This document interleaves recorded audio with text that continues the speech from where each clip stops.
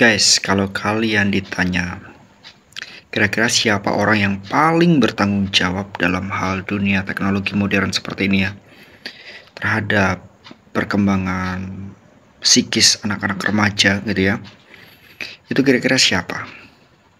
Ya, kalau menurut saya sih, orang yang paling bertanggung jawab terhadap perkembangan moral atau psikis anak-anak remaja, kesehatan mental anak-anak remaja terkait dengan penggunaan sosial media adalah mereka yang mengembangkan fitur infinite scroll. Jadi gulir tak terbatas. Infinite itu kan tidak terbatas ya, tidak terhingga gitu. Nah, scroll itu kan pengguliran ya dari atas ke bawah, dari atas ke bawah gitu, atau dari samping kanan ke kiri gitu dan sebagainya. Nah, itu memungkinkan pengguna meningkatkan pengalaman penggunanya terhadap sosial media gitu, sehingga mau tidak mau dia terus-terusan tanpa batas gitu untuk scroll up, scroll down gitu, terus-terusan gitu. Nah, itu kan sebenarnya kan fitur itu memang awalnya kan memang diciptakan atau didesain untuk memudahkan pengalaman, memberikan pengalaman bagi user atau pengguna sosial media atau website itu. Memang awalnya itu perkembangan awalnya itu untuk website, tapi lama-kelamaan kemudian sosial media menggunakan seperti Facebook, Twitter, Instagram, TikTok dan lain sebagainya. Itu kan kita serasa tidak pernah habis-habisnya gitu untuk scroll sosial media gitu. Apa saja konten itu ada terus gitu ya. Terus bergulir sesuatu yang baru gitu.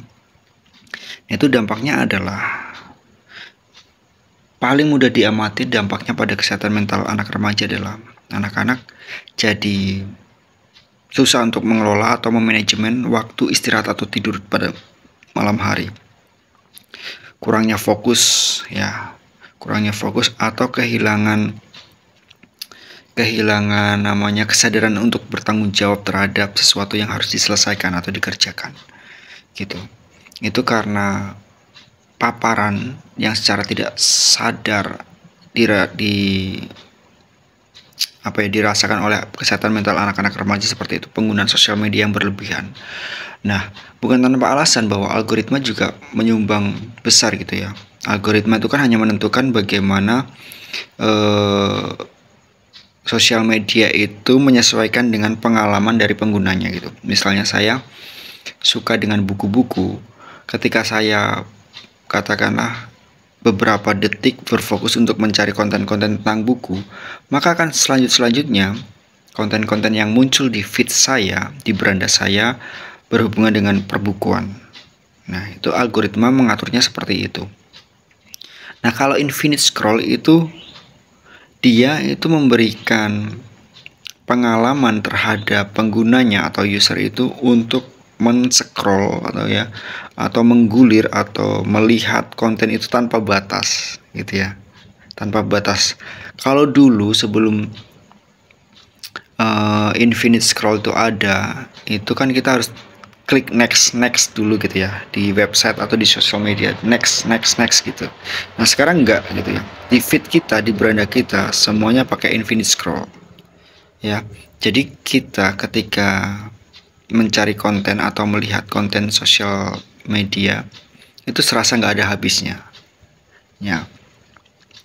Nah, nama siapa yang paling bertanggung jawab dalam hal ini, kita tidak bisa menyebutkan siapa nama yang harus paling bertanggung jawab dalam hal ini, karena itu infinite scroll sebenarnya kan merupakan evolusi atau perkembangan dari website ya, perkembangan dari website dari tahun ke tahun gitu ya. Idenya sebenarnya sudah ada sejak lama gitu. Itu merupakan evolusi perkembangan, jadi kita tidak bisa menyalahkan atau membebankan tanggung jawab ini pada satu nama, itu satu orang gitu. Tapi muncul namanya Azhar Raskin. Nama Azhar Raskin itu muncul yang dikreditkan sebagai orang yang menginvent membuat gagasan tentang infinite scroll gitu ya. Tapi pada dasarnya enggak gitu. Infinite scroll merupakan evolusi dari tahun ke tahun dari perkembangan teknologi gitu ya. kalau misalnya siapa yang harus disalahkan, ya sebenarnya diri kita sendiri ya. Diri kita sendiri juga patut disalahkan bagaimana kita harus mengontrol atau mengendalikan penggunaan sosial media, terutama terhadap anak-anak, karena dampaknya akan sangat merugikan kita ya, merugikan kita sebagai orang tua, merugikan kita sebagai pengasuh gitu ya. Ketika anak-anak sudah kecanduan terhadap media sosial, dan ketika pola hidupnya sudah terganggu dari kebiasaan normal gitu ya.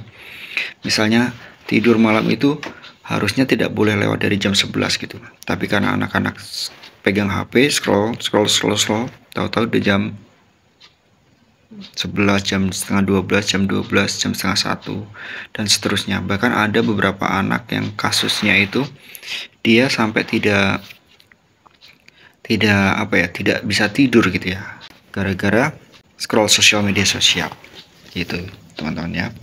Jadi memang dampaknya atau efeknya sangat buruk gitu ketika misalnya anak-anak kecanduan. Bahkan terhadap beberapa orang yang sudah dewasa juga mengalami hal yang serupa gitu ya, cuma kasusnya lebih besar pengaruh kesehatan mental terhadap anak-anak remaja gitu. Karena sosial media sekali lagi dia itu bisa membuat kecanduan. Nah, kecanduan ini kan sebenarnya dulu awalnya hanya digunakan dalam dunia kesehatan gitu ya, kecanduan gitu. Tapi ternyata kesehatan mental juga menggunakan itu untuk basis subjeknya atau basis objeknya itu di dalam hal penggunaan kesehatan mental dalam sosial media, dalam teknologi gitu ya. Ada istilah kecanduan juga gitu ya.